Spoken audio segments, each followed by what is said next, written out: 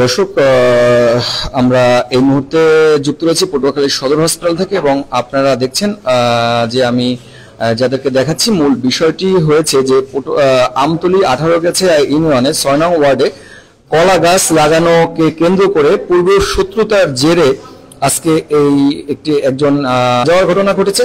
পুরো বিষয়টি আসলে কি ঘটেছে সেটি আমি আপনাদের সামনে তুলে ধরার চেষ্টা করছি।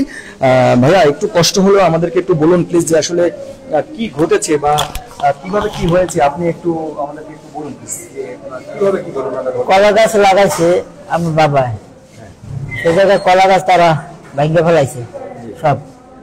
আমার চাষা গাছে জিগিতে আমার চাষার ওরা সবাই মিলে মারছে, চাপা মারতেছে।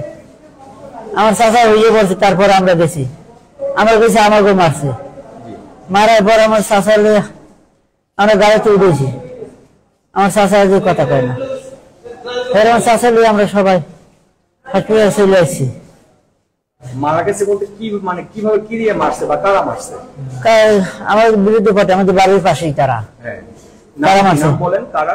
তার নাম একজন নাম হাবিল পেদা, আর ভাই জিয়া পেদা, মহিন, সাব্বির, বাপ্পি, হোসেন পেদা, জহুরুল, শাহরুল, নজরুল, রেজাল, মুজাদ পেদা। আমারও মারছে, আমি গেছি, আমার চাষা ঠিক করে আমরা গেছি। এটা সন্ধ্যা 7টা বাজে।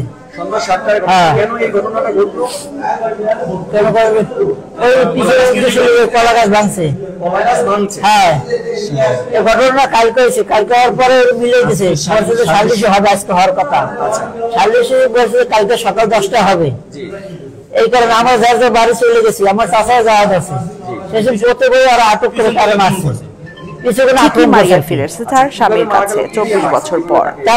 মান্নু মারিয়া এমন মিলনে খুশি প্রতিবেশীরা। বড় বড় লাঠি বানাই গেছে, স্কুল থেকে বাড়ি গেছে আমার চাচারকে। আমার চাচাকে মারতে মারতে তারা রাস্তার গাছ ছেড়ে ফেলাইতেছে।